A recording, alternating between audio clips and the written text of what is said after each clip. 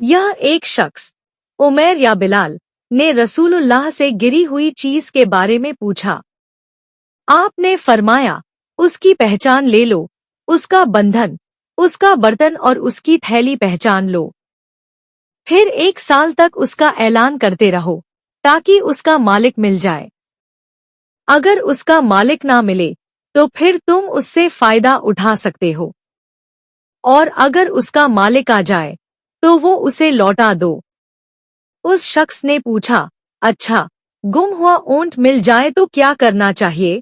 ये सुनकर आपको इतना गुस्सा आया कि आपके रुखसार, गाल, सुर्ख हो गए, या रावी ने कहा कि आपका चेहरा सुर्ख हो गया। आपने फरमाया, तुझे ऊंट से क्या लेना?